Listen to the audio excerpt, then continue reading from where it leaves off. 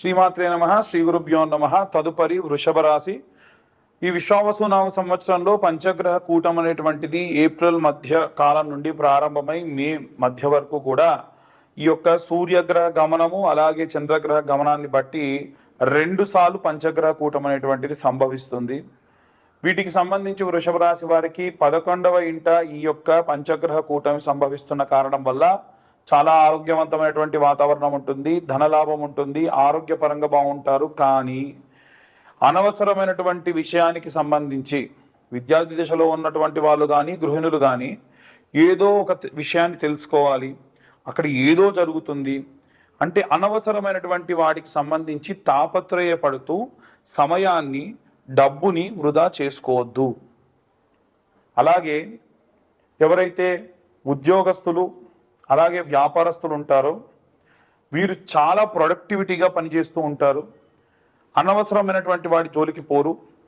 ధనం అలాగే నాలెడ్జ్ ఏదన్నా ఉంది అంటేనే వాటికి డబ్బు ఖర్చు పెడతారు. అలాగే ఎవరైతే సినీ రాజకీయ రంగాల్లో ఉన్నటువంటి వాళ్ళు ఉన్నారో వాళ్ళు కూడా విపరీతమైనటువంటి స్ట్రెస్ ఉన్నప్పటికీ ధన సంపార్జన విషయంలో కానీ ఏవైనా సరే ఎక్స్ట్రాగా డబ్బులు సంపాదించుకునే విషయంలో కానీ చాలా జాగ్రత్తగా ఉంటారు. వీటికి సంబంధించి కూడా చాలా ఆనందకరమైనటువంటి వాతావరణం అని చెప్పొచ్చు. ఇక చేతి వృత్తులు కుల వృత్తులు చేసేటువంటి వాళ్ళకు సంబంధించిన విషయానికి వస్తే చాలామంది ఏంటంటే ఈ చిన్న వ్యవస్థలో ఉంటూ కూడా అధికంగా డబ్బు సంపాదించేటువంటి వాళ్ళు ఎవరయ్యారంటే ఈ చేతి వృత్తులు కుల వృత్తులు చేసేవాళ్ళు. ఎందుకంటే వీరికి సంబంధించి పెట్టుబడి ఉండదు, వీరి కష్టమే వీరి పెట్టుబడి. కాబట్టి వీరు ఎంత కష్టపడితే అంత ప్రతిఫలం ఖచ్చితంగా లభిస్తుంది.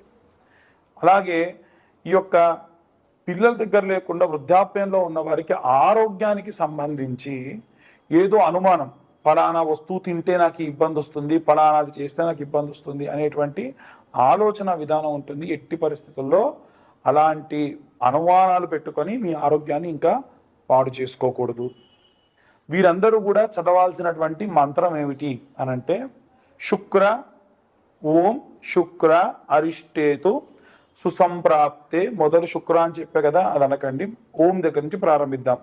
ఓం శుక్ర అరిష్టేతు సుసంప్రాప్తే శుక్ర పూజాంచ కారయేత్ శుక్రధ్యానం ప్రవక్ష్యామి కలత్ర పీడోప ఉపశాంతయే. భార్యాభర్తలు అన్యోన్యంగా ఉండాలి, ఎటువంటి గొడవ చికాకులు లేకుండా ఉండాలి అంటే ఈ మంత్రాన్ని చదవండి. దానివలన మ్యారిటికల్ లైఫ్ కూడా చాలా బాగుంటుంది. అన్ని వర్గాల వాళ్ళు ఎలాంటి రెమెడీస్ తీసుకోవాలి, ఎలాంటి మంత్ర పఠనం చేయాలనే విషయాన్ని ఇప్పుడు మనం తెలుసుకుందాం. మనకు పంచగ్రహ కూటమి అనేటువంటిది ఈ నెల 9వ తారీఖు నుండి ఆల్మోస్ట్ 18, 19వ తారీఖు వరకు కూడా 5 గ్రహాలు మీనరాశిలో ఉన్నాయి.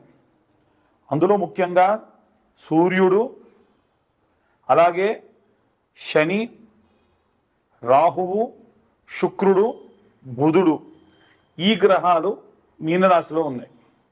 మీనరాశి వారికి ప్రత్యేకంగా అంటే ఒక్క మీనరాశి వారికి వదిలేస్తే మిగిలిన అన్ని రాశుల వారికి కూడా చాలా విశేషమైనటువంటి ఈ యొక్క గ్రహ సంచారం అనేటువంటిది చాలా హెల్ప్ అవుతుంది. కొంతమందికి నో లాస్ నో ప్రాఫిట్గా కూడా ఉంటుంది. అసలు ఈ పంచగ్రహ కూటమి వల్ల ఏమవుతుంది, ఎలాంటి పరిస్థితులు నెలకొంటాయి అనేటువంటివన్నీ కూడా ఇప్పటిదాకా మనం మాట్లాడుకున్నాం.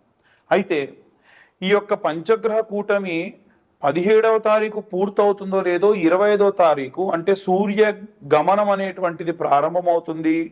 చంద్రుడు అనేటువంటి వాడు మళ్ళీ ఈ యొక్క మీనరాశిలోకి వస్తాడు. అంటే అప్పుడు మళ్ళీ పంచగ్రహ కూటమి ఉంటుంది. కానీ చంద్రుడు చాలా తొందరగా కదిలేటువంటి వాడు కాబట్టి ఒక 3 రోజుల పాటు ఈ యొక్క చంద్రుడు ఈ యొక్క మీనరాశిలోకి చేరడం అనేటువంటిది జరుగుతుంది. వాస్తవంగా మీనరాశిలోకి సూర్యుడున్నా, చంద్రుడున్నా, శుక్రుడున్నా, శని ఉన్నా ఎటువంటి నష్టం అనేటువంటిది ఉండదు. కేవలం ఇక్కడ పాపగ్రహ సంచారంలో భాగంగా శని కానీ రాహువు కానీ ఉంటేనే ప్రాబ్లం. ఈ శని కానీ రాహువు కానీ ఎవరైతే ఉన్నారో వారంతా కూడా మూవ్ అయిపోతున్నారు కాబట్టి అంతగా ఏమీ ఇబ్బంది లేదు. అయితే ఏమేం చేయాలి, అన్ని రాసుల వాళ్ళు ఎలాంటి రెమెడీస్ చేయాలి, ఎలాంటి మంత్రపఠనం చేసుకుంటే మంచిది అని అడుగుతూ ఉన్నారు. అందరికీ చెప్పేటువంటిది, కామన్గా చెప్పేటువంటిది ఒకటే ఏమిటంటే నవగ్రహ ప్రదక్షిణ. అందరు నవగ్రహాల గుడికి వెళ్తే 3 చేద్దామా, 4 చేద్దామా, 5 చేద్దామా, 10 చేద్దామా, 11 చేద్దామా అంటారు. అలా కాదండి. నవగ్రహ ప్రదక్షిణాలు చేస్తే 21 ప్రదక్షిణాలు చేయాలి. 21 ప్రదక్షిణాలు సవ్య దిశలో, ఒక 6 ప్రదక్షిణాలు అపసవ్య దిశలో చేయాలి. ఎందుకంటే ప్రతి గ్రహానికి 3 సార్లు ప్రదక్షిణ చేసినట్టు. అప్పుడు ఎన్నున్నాయి? 9 గ్రహాలు ఇంటూ 3 అంటే 27. ఇప్పుడు 27 గ్రహాల్లో కూడా ఈ యొక్క 7 గ్రహాలకు మాత్రమే 3 ప్రదక్షిణాలు చొప్పున చేసి, రాహుకేతువులు ఎప్పుడు కూడా యాంటీ క్లాక్ వైజ్ డైరెక్షన్లో తిరుగుతూ ఉంటారు. పాపగ్రహ సంచారం కదా, వాళ్ళు ఎప్పుడు రివర్స్ అనమాట. అంటే ముందు నుంచి కాకుండా వెనక నుంచి రావడము, ఏదైనా సరే కుడి చేత్తో కాకుండా ఎడమ చేత్తో చేయడం, ఇలాంటివి చేస్తూ ఉంటారు. కాబట్టి వీరికి మనం ప్రదక్షిణ కూడా అపసవ్య దిశలో చేయాలి. దీని వలన జాతక రీత్యా మనకు రాహుకేతువుల మధ్యలో వేరే ఏ గ్రహాలైనా బంధనమై ఉన్నా, ఒకవేళ ఏ గ్రహాలైనా పాపగ్రహంతో కలిసి ఉన్నా, ఎటువంటి గ్రహాలైనా సరే ఈ యొక్క పాపగ్రహాలతో బంధనమై ఉండి కూడా మనకు నెగిటివ్ రిజల్ట్స్ ఇచ్చేటువంటి ఉంటే కూడా ఈ ప్రదక్షిణాలు చేయడం అనేటువంటిది కాస్త శక్తినిస్తుంది. చిన్నపిల్లల దగ్గర నుండి వృద్ధుల వరకు, అంటే చదువుకునే విద్యార్థులు కానీ, గృహిణులు కానీ, ఉద్యోగస్తులు కానీ, వ్యాపారస్తులు కానీ, విడివిడిగా ఏం లేదండి, అందరికీ కామన్గా ఒకే ఒక్క విషయం ఏమిటంటే ఆదివారం నాడు పిరికెడు గోధుమలు ఒక తమలపాకు కానీ ఏదైనా ఆకు డొప్పలో వేసి దానిపైన ₹1 బిల్ల నిలబెట్టి సూర్యగ్రహానికి నివేదన చేయండి. అదే గనక సూర్యగ్రహం నవగ్రహాల మధ్యలో ఉంటుంది. అదే మీరు చంద్రుడికి చేయాలంటే సోమవారం నాడు పిరికెడు బియ్యం తీసుకెళ్ళి ఒక ఆకుడొప్పలో వేసి, లేదా ఒడ్లుంటే ఒడ్లు తీసుకెళ్ళి ఆకుడొప్పలో వేసి చంద్రుడి దగ్గర పెట్టి ₹1 బిల్ల దాంట్లో నిలబెట్టండి. బెల్లం అనేటువంటిది నవగ్రహాలకి నివేదన చేస్తే చాలా మంచిది. ప్రతి ఒక్క గ్రహం దగ్గర ఇంత బెల్లం ముక్క పెట్టండి. ఇంతకు మించి మీరు నవగ్రహాలకు చేసేది ఏమీ లేదు. విగ్రహాలు అధికంగా తాకకుండా ఉంటే మంచిది. అలాగే కుజగ్రహం దగ్గరికి వెళ్తే కందులు కానీ కందిపప్పు కానీ ఆకుడొప్పలో వేసి ₹1 బిల్ల పెట్టి ఒక బెల్లం ముక్క పెట్టి నివేదన చేయండి, చూపించండి, అంతే సరిపోతుంది. అలాగే బుధగ్రహానికి పూజ చేసినప్పుడు పెసర్లు, పిరికెడు పెసర్లు తీసుకొని ఆకుడొప్పలో లేదా తమలపాకులో వేసి ₹1 బిల్ల వేసి బుధగ్రహం ముందు పెట్టండి.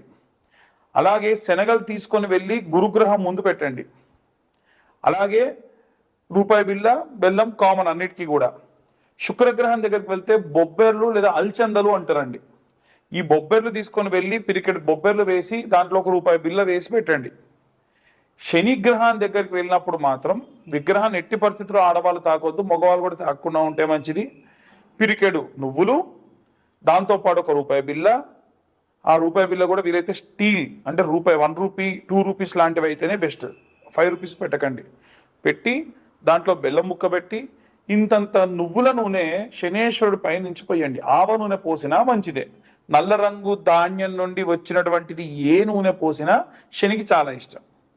ఇక రాహుకైతే మినపపప్పు లేదా మినుములు వేసి ₹1 బిల్ల వేసి ఇంతంత ఆ యొక్క బెల్లం ముద్ద పెట్టేసి నమస్కరించుకోండి.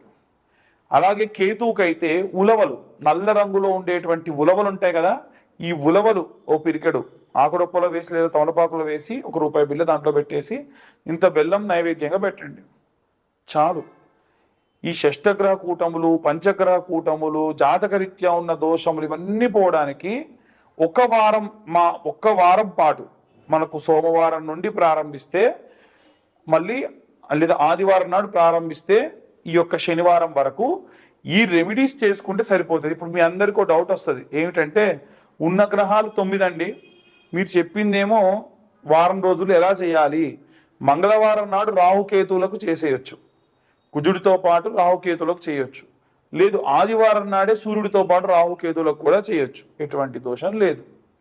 ఇక అందరూ మంత్రపఠనం చేయాలి అనంటే ఏం చేయాలి అనంటే, ఓం ఆదిత్యాయ చ సోమాయ మంగళాయ బుధాయ చ గురు శుక్ర శనిభ్యశ్చ రాహవే కేతవే నమః అనే మంత్రం చదువుతూ ప్రదక్షిణ చేయాలి. మీరు ఏ రోజు నవగ్రహ దేవాలయానికి వెళ్ళినా నేను చెప్పిన విధంగా, ఇంకొకటి, దేవాలయం మూసే సమయానికి వెళ్ళకండి.